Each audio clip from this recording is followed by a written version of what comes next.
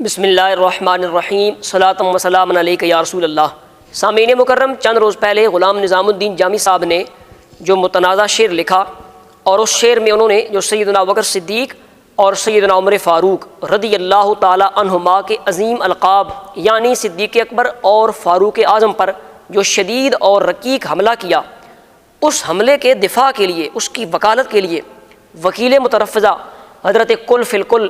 حنیف قریشی صاحب علیہ بڑا سینہ تان کر میدان میں آتے ہیں اور اس متنازع شعر کی وکالت کرتے ہوئے آپ کہتے ہیں، حضرت جامی سرکار کو انہوں نے ایک شعر پڑھا کہ اے علی فاروق اعظم کو لقب ہے آپ کا، اے وسیع مصطفیٰ صدیق اکبر کون ہے؟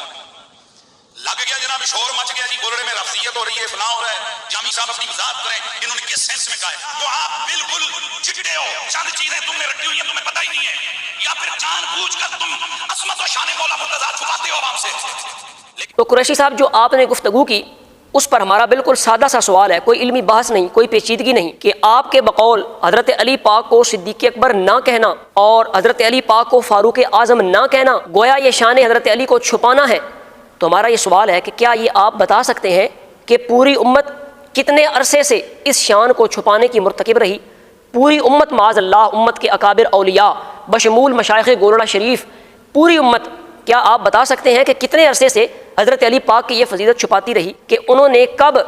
یہ القاب جو ہیں صدیق اکبر اور فاروق اعظم یہ دونوں بطور لقب حضرت علی رضی اللہ تعالیٰ عنہ کے لیے استعمال کیے ہوں؟ حضرت علی پاک رضی اللہ تعالیٰ عنہ کی کوئی بات بیان کرنے کے لیے یا ان کی کوئی شان تحریراً لکھتے ہوئے ہمارے کسی عالم نے، کسی بزرگ نے ان القاب کو بطور ٹائٹل حضرت علی پاک رضی اللہ تعالیٰ عنہ کے نام کے ساتھ استعمال کیا ہو؟ مثلا یوں کہا ہو کہ صدیق اکبر نے یہ کہا، فاروق اعظم نے یہ کہا، صدیق اکبر وہاں تشریف لے گئے، فاروق اعظم وہاں گئے، اور اس سے مراد انہوں نے حضرت علی رضی اللہ تعالیٰ عنہ کی ذات کو لیا ہو، تو کیا آپ یہ دکھا سکتے ہیں، یہ بات ثابت کر سکتے ہیں؟ یہ ہمارا آپ پر چیلنج ہے۔ دوسرے نمبر پر قریشی صاحب ہمارا آپ سے مطالبہ یہ ہے کہ آپ یہ کہہ رہے ہیں کہ میں حضرت ابوبکر صدیق کو صدیق الاکبر مانتا ہوں۔ میرا پوری ذمہ داری کے ساتھ قبلہ سید بادشاہوں کی موجودگی میں یہ اعلان ہے، میں پھر کہتا ہوں ابوبکر صدیق الاکبر ہے۔ تو جناب والا، جس شعر کی آپ وکالت کر رہے ہیں، جس شعر کے آپ وکیل ہیں، اس میں اس بات کا بیان نہیں ہے، وہاں استفہام انکاری ہے اور وہاں اس بات کا انکار ہے کہ یہ لقب جو دونوں ہیں صدیق اکبر اور فاروق اعظم، یہ دونوں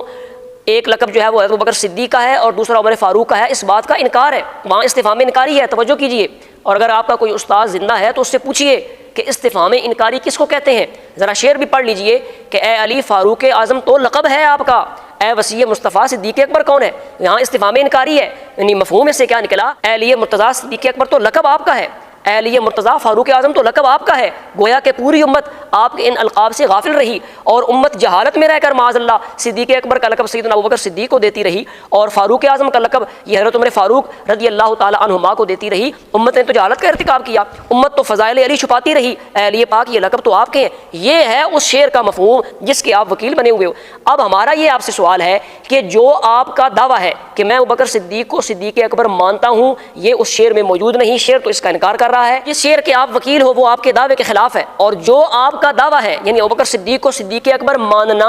عمر فاروق کو فاروق اعظم ماننا، یہ اس شعر میں موجود نہیں، شعر میں سرے سے اس چیز کا انکار ہے۔ شعر میں تو اس بات کا بیان ہے کہ پوری امت ان القاب کا صحیح محمل تلاش نہ کر سکی اور 1400 سال بعد جامی صاحب میدان میں آئے اور انہوں نے ان القاب کا صحیح محمل اور صحیح جو مصداق ہے وہ امت کو بتایا، تو آپ کا تو یہ دعویٰ ہی نہیں، تو پھر اس کا مطلب یہ ہوا کہ آپ ہوا میں گھوڑے دوڑاتے رہے۔ تو جناب ہمارا آپ سے یہ سوال بنتا ہے کہ جو آپ کا دعویٰ نہیں آپ اس کے وکیل کیوں بنے؟ جو دعویٰ ہی ایران کا ہے، جو دعویٰ ہی رفظ کا ہے، آپ وکیل مترفضہ بن کے اس کی وکالت کے لیے میدان میں کیوں آئے؟ یہ آپ کو بتانا ہوگا۔ یہاں پر سامعین مکرم ظرافت طبع کے لیے ایک لطیفہ آپ کے گوش گزار کیا جاتا ہے جس سے آپ کو قریشی صاحب کی جو سعی نامشکور ہے وہ سمجھنے میں مدد ملے گی۔ وہ لطیفہ کچھ یوں ہے کہ ایک مرتبہ ایک شاعر شیخ قلندر بخش جرت وہ فکر میں بیٹھے ہوئے تھے، پریشان تھے، اپنے کمرے میں بیٹھے ہوئے تھے کہ اس دوران ایک اور شاعر جن کا نام انشا ہے وہ بھی آ گئے۔ تو انہوں نے اس شاعر سے پوچھا کہ جناب آپ پریشان کیوں ہیں؟ تو یہ جو شیخ قلندر بخش تھے ان کی بینائی نہیں تھی، یہ نابینا تھے۔ انہوں نے کہا میں پریشان اس لیے ہوں کہ ایک غزل لکھ رہا ہوں، اس میں نے ایک شعر لکھا ہے جو مکمل نہیں ہو رہا، تو وہ ایک مصرع تو بن گیا، دوسرا مصرع نہیں بن رہا۔ تو انشا نے کہا کہ جناب آپ وہ مجھے شعر بتائیں تاکہ میں مکمل کر دوں۔ یہ قلندر بخش نے کہا جو کہ نابینا تھے کہ نہیں میں نہیں بتاؤں گا، ایسا نہ ہو کہ وہ شعر آپ مجھ سے چرا لیں اور اس کو مکمل کر کے اس کو اپنی طرف سے شائع نہ کر دیں۔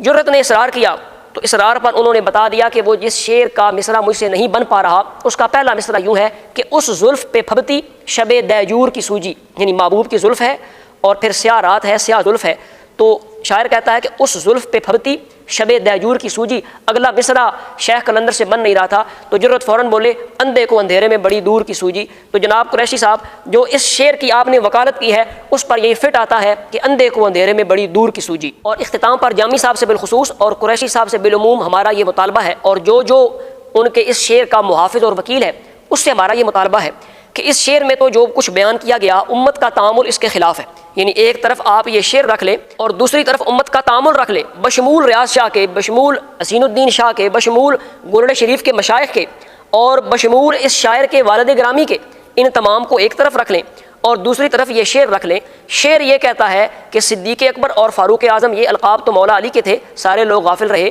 اور وہ حضرت علی کی شان کو معاذ اللہ چھپاتے رہے بقول حنیف قریشی کے، اور پوری امت جو ہے وہ صدیق اکبر کا لفظ بول کر ابوبکر صدیق مراد لیتی رہی، فاروق اعظم کا لقب بول کر حضرت عمر فاروق کی ذات مراد لیتی رہی، اور پوری امت نے کبھی بھی حضرت علی رضی اللہ تعالیٰ عنہ کے لیے ایک بار بھی بطور لقب صدیق اکبر استعمال نہیں کیا، بطور لقب فاروق اعظم استعمال نہیں کیا۔ جب بھی صدیق اکبر لکھا یا بولا، ہمارے بڑے نے یا چھوٹے نے، کسی شاہ نے یا گدا نے، عام نے یا خاص نے، جب بھی صدیق اکبر بولا ذہن میں متبادر فوراً جو ہستی آئی اس کا نام بکر صدیق رضی اللہ تعالیٰ عنہ ہے، ذہن میں جو ہستی آئی وہ یار غار ہے۔ اور جب بھی امت کے کسی بڑے نے یا چھوٹے نے، عام نے یا خاص نے، پیر نے یا مرید نے، شاہ نے یا گدا نے، جب بھی فاروق اعظم کا لفظ بولا تو ذہن میں متبادر جو ذات آئی وہ سیدنا عمر فاروق رضی اللہ تعالیٰ عنہ کی آئی۔ تو ہمارا یہ سوال ہے کہ ایک طرف آپ کا شعر ہے، ایک طرف 1400 سالہ امت کا تعامل ہے، تو آپ نے امت کے اس اجماعی موقف کے خلاف اپنا شعر کیوں لکھا، اور قریشی صاحب نے اس 1400 سالہ امت کے تعامل کے خلاف سعی نامشکور کیوں فرمائی، اور اس کا فائدہ کس کو ہو رہا ہے؟ قریشی صاحب کی وکالت کا فائدہ کون اٹھا رہا ہے؟